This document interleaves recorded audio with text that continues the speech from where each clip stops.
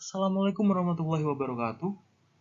Perkenalkan, kami mahasiswa dan mahasiswi dari kelas Psikologi 5C selaku kelompok 4 dari mata kuliah Psikologi Agama yang anggotanya terdiri dari satu saya sendiri yaitu Muhammad Haris Amanda Rifki dan kemudian ada rekan saya Mahda Debi, Rifda Nafisa, dan Syifa Aulia. Pada kesempatan kali ini, kami akan mempresentasikan hasil dari diskusi kami mengenai materi perilaku beragama dalam perspektif behavioristik dan Islam. Yang pertama ada dasar teori behavioristik. Menurut pendekatan behavioristik, belajar dipahami sebagai proses perubahan tingkah laku teramati yang relatif berlangsung lama sebagai hasil dari pengalaman dengan lingkungan. Teori ini berkembang menjadi aliran psikologi belajar yang berpengaruh terhadap arah pengembangan teori dan praktik pendidikan serta pembelajaran yang dikenal sebagai aliran behavioristik. Aliran ini menekankan pada terbentuknya perilaku yang tampak sebagai hasil belajar. Beberapa prinsip dalam teori belajar behavioristik meliputi 1. Reinforcement and punishment. 2. Primary and secondary reinforcement. Yang ketiga, schedules of reinforcement. Yang keempat, contingency management. Lalu yang kelima, stimulus control in operant learning. Dan yang keenam, the elimination of responses.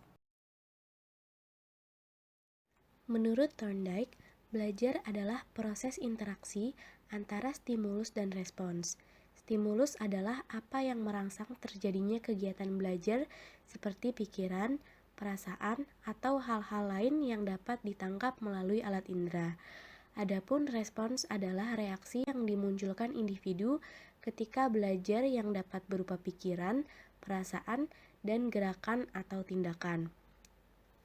Lalu, menurut Thorndike, ada 3 hukum belajar yang utama, yakni pertama, hukum efek, yang kedua, hukum latihan, dan yang ketiga, hukum kesiapan. Ketiga hukum ini menjelaskan bagaimana hal-hal tertentu dapat memperkuat respons. Lalu selanjutnya ada classic conditioning yang ditemukan oleh Ivan Pavlov melalui percobaannya terhadap anjing, di mana perangsang asli dan netral dipasangkan dengan stimulus bersyarat secara berulang-ulang, sehingga memunculkan reaksi yang diinginkan. Dengan menerapkan strategi Pavlov, ternyata individu dapat dikendalikan melalui cara mengganti stimulus alami dengan stimulus yang tepat untuk mendapatkan pengulangan respons yang diinginkan. Sementara individu tidak menyadari bahwa ia dikendalikan oleh stimulus yang berasal dari luar dirinya. Makin berkembangnya teori behavioristik, Skinner menemukan konsep-konsep yang mengungguli konsep para tokoh sebelumnya. Menurut Skinner, hubungan antara stimulus dan respon yang terjadi melalui interaksi dengan lingkungannya yang kemudian menimbulkan perubahan tingkah laku tidaklah sesederhana yang dikemukakan oleh tokoh-tokoh sebelumnya. Menurutnya, respon yang diterima seseorang tidak sesederhana itu, karena stimulus yang diberikan akan saling berinteraksi dan interaksi antar stimulus itu akan mempengaruhi respon yang dihasilkan. Nah, respon yang diberikan ini memiliki konsekuensi-konsekuensi, dan konsekuensi-konsekuensi inilah yang nantinya mempengaruhi munculnya perilaku. Selanjutnya, keterkaitan teori behavioristik dengan Islam.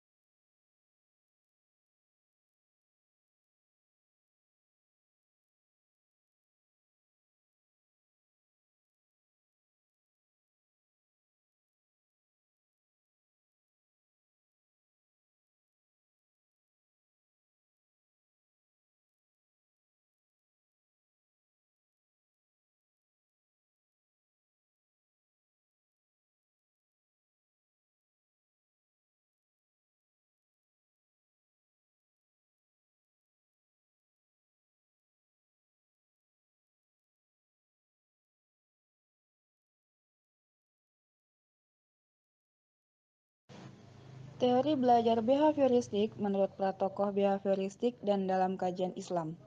Menurut Thorndike, belajar merupakan proses interaksi antara stimulus yang mungkin berupa pikiran, perasaan, atau gerakan dan respon yang juga mungkin berupa pikiran, perasaan, atau gerakan.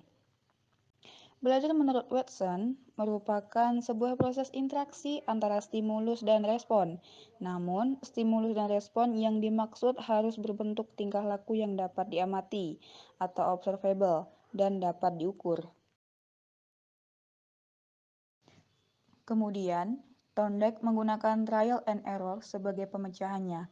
Sedangkan Pavlov dan Skinner membentuk pembiasaan tingkah laku dengan bantuan reinforcement atau penguatan. Sementara Guthrie berpandangan bahwa hasil belajar itu bukan karena banyaknya hubungan stimulus dan respon, akan tetapi dikarenakan dekatnya hubungan antar keduanya. Watson sebaliknya, memandang bahwa belajar merupakan menanamkan rangkaian asosiasi-asosiasi ke dalam sistem susunan syaraf. Sedangkan Bandura, dengan teori belajar sosialnya, lebih menekankan belajar sebagai proses pengambilan keputusan dalam bertingkah laku, dengan cara peniruan dan pembiasaan melalui informasi yang didapatkan dari lingkungan sekitarnya. Kemudian selanjutnya, mengenai perspektif Islam pada teori belajar akhlak. Pembentukan akhlak yang mulia merupakan salah satu misi yang diemban oleh Rasulullah SAW dalam menyebarkan agama Islam. Dalam teori belajar akhlak, terdapat 3 model pembelajaran menurut Najati. Adapun penjelasannya sebagai berikut. Yang pertama itu adalah taklid atau imitasi atau peniruan. Kebanyakan perilaku manusia dan kebiasaannya merupakan hasil tiruan dari orang yang ada di sekitarnya. Proses belajar bisa berlangsung dengan sempurna melalui imitasi. Teori ini terrealisasikan ketika seseorang meniru orang lain dalam mengerjakan sesuatu maupun melafalkan sesuatu. Dalam sunnah, para sahabat belajar mengerjakan berbagai ibadah dan manasik dari Rasulullah dengan cara meniru apa yang dilakukan oleh Rasulullah. Kemudian yang kedua adalah tajribah wa qata atau trial and error. Manusia juga belajar melalui eksperimen pribadi. Dia akan berusaha secara mandiri untuk memecahkan problem yang dihadapinya. Terkadang beberapa kali ia melakukan kesalahan dalam memecahkan masalah, namun dia juga beberapa kali mencoba untuk melakukannya kembali. Sampai pada akhirnya dia mampu menyelesaikan permasalahannya dengan benar. Kemudian yang ketiga adalah takwid atau pembiasaan. Seseorang dikatakan belajar dengan takwid atau pembiasaan jika ada stimulus indrawi yang merangsangnya. Ketika itulah seseorang menanggapi stimulus indrawi yang disebut dengan respon. Respon ini kemudian diikuti dengan stimulus netral.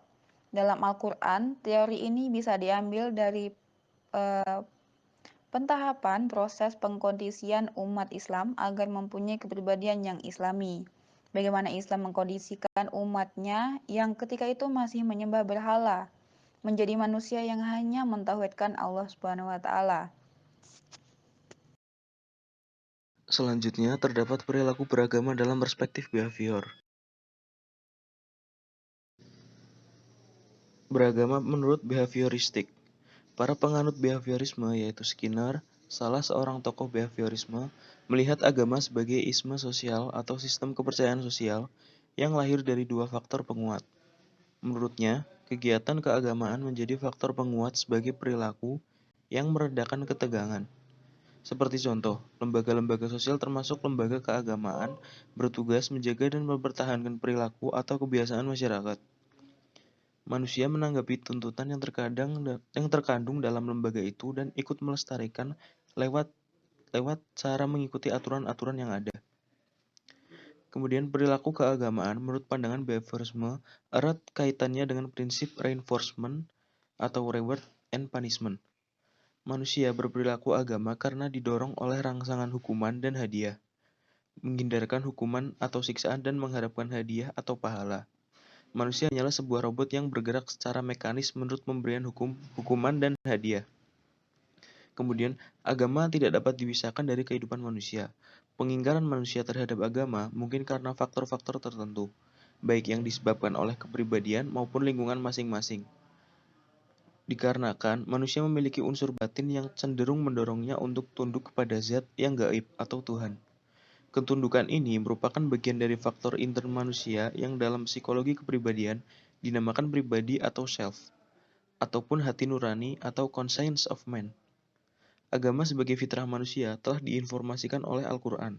Fitrah manusia sebagai makhluk ciptaan Allah Subhanahu wa Ta'ala ialah manusia diciptakan mempunyai naluri beragama, yaitu agama tauhid. Kalau ada manusia tidak beragama tauhid, maka tidak wajar. Mereka tidak beragama tauhid itu hanya karena pengaruh lingkungan.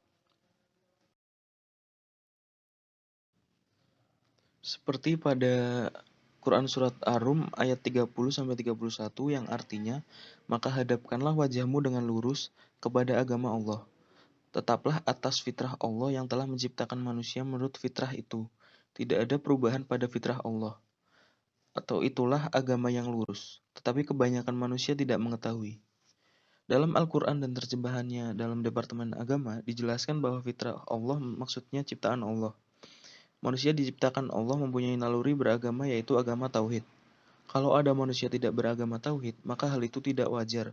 Mereka tidak beragama tauhid hanyalah lantaran pengaruh lingkungan.